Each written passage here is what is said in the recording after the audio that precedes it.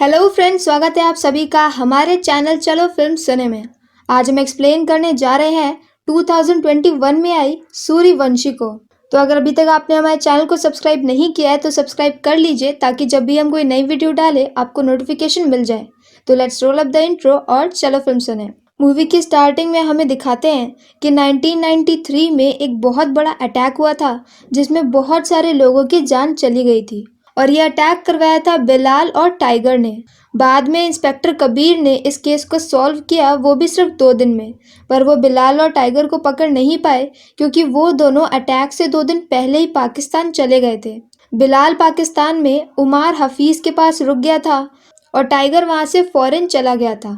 उमार हफीज लश्कर का चीफ होता है और वो भी ऐसे टेररिस्ट एक्टिविटीज में बहुत ज़्यादा एक्टिव होता है।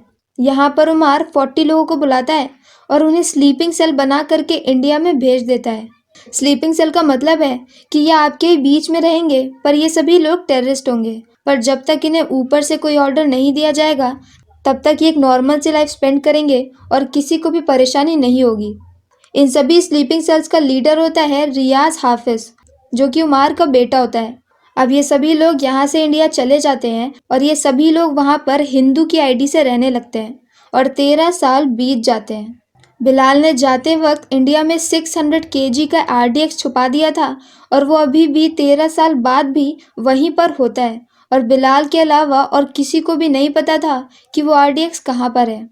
अब प्रेजेंट डे में कबीर को 2 सस्पेक्ट मिलते हैं जिनके थ्रू उन्हें रियाज के बारे में पता चलता है, क्योंकि वो लोग रियाज के पास बहुत ज़्यादा जाते थे। और यहाँ पर रियाज का नाम राजवीर राठौड़ होता है जो कि राजस्थान में एक रेस्टोरेंट को चलाता है। अब उन्हें ऑर्डर मिलता है कि जल्दी से जल्दी राजवीर को अरेस्ट कर ले, तो इसके लिए वो लोग सूर्यवंशी को भेजते हैं। अब यहाँ पर सूर्यवंशी अपनी पूरी टीम के साथ जाता है, पर रेस्टोरेंट के अंदर रियाज को उन सभी के ऊपर शक हो जाता है तो वो अपने आदमियों को उनके पीछे भेज देता है और रियाज वहाँ से भागने लगता है। अब इनके बीच में एक लंबी चेजिंग होती है जिसके बाद फाइनली सूर्यवंशी राजवीर को पकड़ लेता है और उसे पकड़कर एक सीक्रेट जगह पर लेकर आ जाते हैं जहाँ पर उसे पूछताछ होनी थी, पर यहाँ पर रियाज उन्हें कुछ भी नहीं बताता है। दूसरी तरफ पाकिस्तान में जब उमार को ये बात पता चलती है तो वो डिसाइड करता है कि वो बिलाल को इंडिया भेजेगा और अब वो लोग अटैक करेंगे। बिलाल इंडिया आ रहा है ये बात मुख्तार को पता चलती है। मुख्तार भी एक स्लीपिंग सेल होता है जो कि यहाँ पर विवेक के नाम से रह रहा होता है। अब नेक्स्ट सीन में हम देखते हैं कि सूर्या अपने बच्चे आर्यन का बर्थडे सेलिब्रेट कर रहा होता है। सूर्या की एक वाइफ भी होती है और उसका एक बेटा होता है, पर अब इस बर्थडे के बाद सूर्या की वाइफ आर्यन को ले करके ऑस्ट्रेलिया चली जाएगी, क्योंकि 1 साल पहले सूर्या किसी क्रिमिनल को पकड़ने जा रहा था जिसके चक्कर में आर्यन को गोली लग गई थी और वो मरते मरते बचा था और तभी से इन दोनों के रिश्ते खराब हो गए थे। यहाँ पर कबीर कोशिश भी करता है कि वो उन दोनों के बीच में चीज़ें ठीक कर दे, पर उसका कोई भी असर नहीं होता है। और अब नेक्स्ट सीन में सभी कॉप मीटिंग में होते हैं जहाँ पर दिल्ली से आए हुए कुछ स्पेशल ब्रांच के लोग उन्हें बताते हैं क्योंकि कश्मीर में एक लॉ लागू हो गया है जिसकी वजह से वो कोई भी स्लीपिंग सेल को इंडिया में नहीं भेज सकते।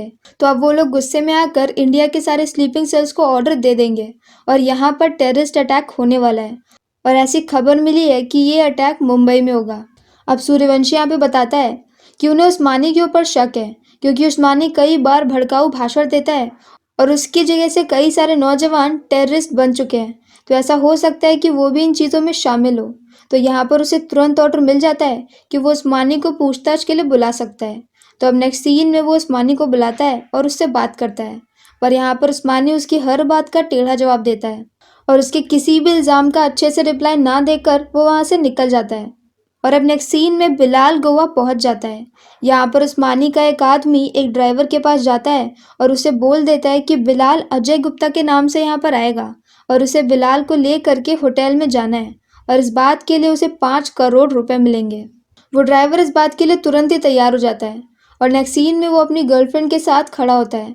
यहाँ पर वो बिलाल को लेता है और उसे होटल में जाके छोड़ देता है। अब नेक्स्ट सीन में हम बिलाल को उसी के पुराने घर में देखते हैं जहाँ पर उसके साथ उस्मानी, मुख्तार और भी लोग होते हैं। यहाँ पर वो लोग ज़मीन को खोदते हैं तो उसके अंदर बचा हुआ 600 केजी का आरडीएक्स मिल जाता है और उस्मानी ये सारा आरडीएक्स ट्रक में रखवा कर मुख्तार को बोलता है कि वो मुंबई में ले जाकर उसे कहीं पर छिपा दे और वक्त आने पर वो इसका इस्तेमाल करेंगे। अब उस्मानी का यहाँ पे प्लान होता है कि वो बिलाल को वापस से इंडिया के बाहर कल ही भेज देंगे, पर बिलाल इसके लिए मना कर देता है। वो कहता है कि उसकी माँ की ग्रेव मुंबई में है, तो वह जाके एक बार वहाँ पे नमाज पढ़ना चाहता है। वैसे तो उस्मानी इसके लिए तैयार नहीं होता, पर क्योंकि बिलाल से उसकी बहुत अच्छी दोस्ती थी तो वो मान जाता है। तो अब नेक्स्ट सीन में बिलाल मुंबई जाता है, पर यहाँ पर वो जहाँ पर नमाज पढ़ रहा था वहीं पर दो ऑफिसर होते हैं जो कि उसे पहचान लेते हैं। तो वो जल्दी से सूर्यवंशी को कॉल करके ये इन्फॉर्मेशन दे देते हैं और वो खुद उसका पीछा करने लगता है। अब उनकी पूरी टीम पहुंच जाती है उसी होटल में जहां पर बिलाल रुका होता है। यहाँ पर वो लोग उसे पकड़ने वाले थे कि तभी यहाँ पर आर्यन आ जाता है। अब एक बार फिर से अगर यहाँ पर सूर्यवंशी कुछ करता तो आर्यन की जान को खतरा था, इसीलिए वो रुका रहता है और बिलाल वहाँ से निकल जाता है। इसके बाद वो लोग आर्यन को भेज देते हैं और एक बार फिर से बिलाल का पीछा करते करते उसके रूम तक पहुंच जाते हैं। उसके रूम के अंदर वो खुद को गन पॉइंट पे लेके बैठा होता है। यहाँ पर सूर्यवंशी उसे समझाने की कोशिश करता है, पर इस पर बिलाल बोलता है कि उसकी पूरी फैमिली को यहीं पर मार दिया गया था, जिसमें उनकी कोई भी गलती नहीं थी और इसी वजह से वो टेररिस्ट बना था। और ये कहते कहते वो खुद को शूट कर लेता है। पर खुद को शूट करते हुए उसने कहा था कि उसकी भी डेथ के बाद उसकी कब्र को उसकी माँ की कब्र के बगल में ही बना दिया जाए, और वो लोग ऐसा ही करते हैं। अब नेक्स्ट सीन में अक्षय कुमार को उसी घर का पता चल जाता है जहाँ से उन्होंने आरडीएक्स निकाला था। यहाँ पर एक आदमी भी होता है जिसने बिलाल को देखा था और उससे जाकर बात भी करी थी। उसे पता था कि अंदर 4 लोग थे और वो ये सारी इन्फॉर्मेशन सूर्यवंशी को दे देता है। इसके बाद वो लोग अंदर जाकर देखते हैं तो उन्हें आरडीएक्स के ट्रेसेस मिलते हैं। फिर वो यहाँ पर फॉरेंसिक की टीम को बुलाते हैं, तो वो टीम उन्हें बता देती है कि यहाँ पर 600 केजी का आरडीएक्स होगा। और सूर्यवंशी को समझ में आ जाता है कि अटैक प्लान होने वाला है और वो मुंबई में ही होगा और यही आरडीएक्स से किया जाएगा। दूसरी तरफ रियाज के आदमी जिस जेल में रियाज को रखा गया होता है वहां पर आरडीएक्स लगाकर उसे ब्लास्ट कर देते हैं और इसके बाद वो रियाज को वहां से भगा ले जाते हैं। दूसरी तरफ रियाज का छोटा भाई भी इंडिया में आ जाता है और वो लोग अपनी प्लानिंग शुरू कर देते हैं। यहाँ पर उनका प्लान था कि वो आरडीएक्स लगाएंगे मुंबई की 6 अलग अलग जगहों पे और 6 जगह ब्लास्ट होगा, और ये सारी प्लानिंग वो मुख्तार के गैरेज में ही कर रहे थे।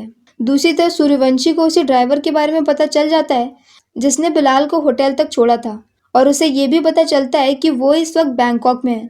तो यहाँ से सूर्यवंशी बैंकॉक जाता है और वहाँ पर उसकी गर्लफ्रेंड को पकड़ लेता है। उसकी गर्लफ्रेंड डर कर उसे सब कुछ बता देती है और उसके बाद वो उसी ड्राइवर को चेज करने लगता है। यहाँ पर कभी बाइक से तो कभी हेलीकॉप्टर पर लटक के फाइनली वो उस ड्राइवर को पकड़ लेता है और वो ड्राइवर उसे बता देता है कि उसे बैंकॉक जाने के लिए उस्मानी ने बोला था और इस सारी चीज़ों में उस्मानी शामिल है। साथ ही में उसने रियाज को और मुख्तार को भी देखा था। तो अब यहाँ पर उस्मानी के अगेंस्ट इतना बड़ा प्रूफ मिलने के बाद सूर्यवंशी यहाँ से सीधे इंडिया चला आता है उस्मानी को पकड़ने के लिए, और यहाँ पर वो उस्मानी को पकड़ भी लेता है। पर यहाँ पर उस्मानी बोलता है कि बाहर इतने सारे मुस्लिम हैं, वो तुम्हें कभी भी मुझे यहाँ से लेकर जाने नहीं देंगे, और होता भी ऐसे ही है। वहाँ पर सभी लोग मना कर रहे थे कि वो उस्मानी को लेकर जाने नहीं देंगे, पर अब सूर्यवंशी उन सभी को समझाता है कि वो जो पुलिस का काम करते हैं वो कोई भी रिलीजन को देखकर नहीं करते हैं, वो क्रिमिनल है या नहीं ये देखकर करते हैं। और ऐसे करके वो वहाँ पर सभी लोग को मना लेता है और सभी लोग उसे जाने देते हैं। यहाँ से वो उस्मानी को एक जगह लेके आता है और उसकी बहुत पिटाई होती है, पर इसके बाद भी उस्मानी कुछ भी नहीं बोलता है। तो अब सूर्यवंशी उस्मानी के बच्चों को पकड़ के लाता है और उन्हें एक जगह पे बिठा देता है, और वो उन्हें नहीं मारता बल्कि टेबल पे मार के उनको मारने का नाटक करता है। और बाहर से 2 दूसरी लड़कियां चिल्ला रही होती हैं, पर अंदर उस्मानी को ये सब कुछ नहीं दिख रहा था, उसे तो बस चिल्लाने की आवाज़ें आ रही थी। तो उसे ऐसा लगता है कि शायद उन्हें मारा जा रहा है और इस बात से वो टूट जाता है। अब उस्मानी उन सबको लेकर के एक जगह पे जाता है जहाँ पर बाकी सभी ऑफिसर्स नीचे रहते हैं और सिर्फ एक ऑफिसर ऊपर जाता है। पर असल में ये उस्मानी का प्लान था। उस घर में पहले से ही आरडीएक्स लगा था और वो आरडीएक्स ब्लास्ट हो जाता है और वो एक ऑफिसर और उस्मानी और एक और उस्मानी का साथी, ये तीनों ही लोग मर जाते हैं। इस वक्त यहाँ पर सूर्यवंशी उनके साथ में नहीं था, क्योंकि सूर्यवंशी को अपनी वाइफ के साथ जाना था एम्बेसी में, जहाँ पर उसे कुछ पेपर्स पे साइन करने थे ताकि वो आर्यन को लेकर के ऑस्ट्रेलिया जा सके। पर अब यहाँ से वो दोनों सीधे हॉस्पिटल में पहुँचते हैं और जहाँ पर अपने दोस्त की डेथ को देखकर सूर्यवंशी को काफ़ी ज़्यादा बुरा लगता है और यहाँ पर उसकी वाइफ भी थोड़ा थोड़ा समझने लगती है। दूसरी तरफ जहाँ पर रियाज की प्लानिंग चल रही थी वहाँ पर गलती से मुख्तार की वाइफ आ जाती है, क्योंकि वो मुख्तार का ही गैरेज था।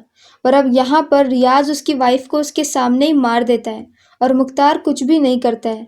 अब नेक्स्ट सीन में हम उस्मानी के बच्चों को देखते हैं जो कि यहाँ पर सूर्यवंशी के पास आए होते हैं। उन्हें रियलाइज़ हो जाता है कि उनके पिता गलत तरफ का साथ दे रहे थे और उन्हें सही का साथ देना चाहिए, इसीलिए वो पुलिस की हेल्प करने आए थे। वो उन्हें मुख्तार के बारे में बता देते हैं और ये भी बताते हैं कि मुख्तार का गैरेज कहाँ पर है। पर अब सूर्यवंशी के पास इतना वक्त नहीं था कि वो खुद जाकर मुख्तार को पकड़े, क्योंकि तब तक वो लोग वहाँ से निकल चुके होते। तो अब वो सिम्बा को बुलाता है और सिम्बा जाता है मुख्तार को पकड़ने के लिए। पर यहाँ पर वो मुख्तार को तो पकड़ लेता है, पर रियाज और उसका भाई और बाकी सभी गाड़ियाँ निकल चुकी होती हैं। अब यहाँ पर सिम्बा सूर्यवंशी को कॉल करके बताता है कि यहाँ से 6 कार निकली हैं और उन सभी कार में RDX रखा हुआ है और वो मुंबई की 6 अलग अलग जगह पे जाके ब्लास्ट होंगे। ये पता चलते ही सारी मुंबई की पुलिस फोर्स पूरे मुंबई में फैल जाती है और वो लोग गाड़ियों को ढूंढना शुरू कर देते हैं और यहाँ पर उन्हें 6 की 6 गाड़ियाँ मिल जाती हैं, जिनमें से वो 5 को उठा के पानी में फेंक देते हैं और एक को एकदम हीरो स्टाइल में सूर्यवंशी ले जाकर एक खाली मिल में ब्लास्ट कर देता है। दूसरी तरफ तब तक सिम्बा मुख्तार को लेकर आ चुका होता है हेड ऑफिस में, जहाँ पर सूर्यवंशी भी होता है। अब यहाँ पर ये लोग बात कर ही रहे थे कि तभी वहाँ पर एक ब्लास्ट होता है और ब्लास्ट के पीछे से आता है रियाज, उसका छोटा भाई और कैटरीना कैफ। एक पल को मुझे लगा था कि शायद कैटरीना कैफ भी इन्हीं के साथ में है, पर बाद में हमें देखने पे पता चलता है कि उसके खुद के ऊपर भी बॉम्ब लगा होता है।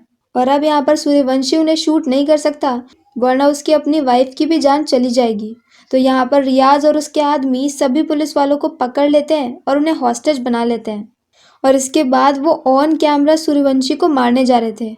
पर यहाँ पर एक बहुत ही फालतू सा सीन होता है जहाँ पर सिम्बा रियाज का टाइम वेस्ट कर रहा होता है अपनी फालतू की बकवास से, जबकि अगर रियल में यहाँ पर टेररिस्ट होते तो अब तक उसे शूट कर चुके होते। पर तभी वहाँ पर सबको बचाने के लिए सिंघम आता है, जो कि घूमती हुई कार से उतरता है और यहाँ पर अपनी पूरी टीम के साथ फायरिंग शुरू कर देता है। ये फायरिंग की आवाज़ सुनकर उनमें से एक आदमी कैफ के बॉम्ब को एक्टिवेट कर देता है और अब बस 3-4 ही मिनट होते हैं उसके पास में। तो यहाँ पर अंदर भी फाइटिंग शुरू हो जाती है और इसी लड़ाई झगड़े में धीरे धीरे करके सभी लोग मरने लगते हैं। अब सिम्बा यहाँ पे सबको पीटते पीटते आता है कैफ के पास और वो जैसे तैसे करके उसका बॉम्ब निकाल के फेंक देता है और उसे बचा लेता है। इसके बाद वो रियाज, मुख्तार और रियाज के भाई का पीछा करता है और उन्हें ले जाकर के बहुत पीटता है। फिर वो उन्हें पीटते पीटते बाहर लाता है, जहाँ पर तीनों कॉप्स उन तीनों को ही मार देते हैं और इसी के साथ ये फिल्म यहीं पर ख़त्म होती है। यहाँ पर बहुत सारे अक्षय कुमार, रणवीर सिंह और अजय देवगन के फ़ैन होंगे, इनफैक्ट मैं भी हूँ। लेकिन इस मूवी को देख करके ऐसा लग रहा था कि तीनों ही कॉप्स ने कैप्टन अमेरिका का सुपर सोल्जर सीरम पी लिया है, क्योंकि उनका एक भी स्टंट, एक भी सीन नेचुरल तो लग ही नहीं रहा था और रियलिटी और फिजिक्स से तो बहुत बहुत दूर था।